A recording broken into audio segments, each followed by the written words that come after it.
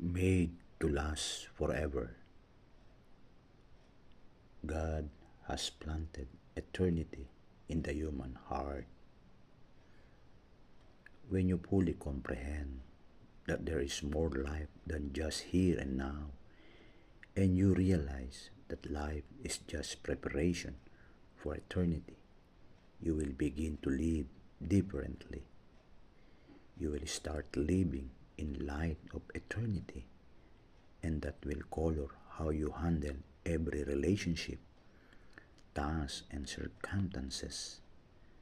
Suddenly, many activities, goals, and even problems that seem so important will appear trivial, petty, and unworthy of your attention.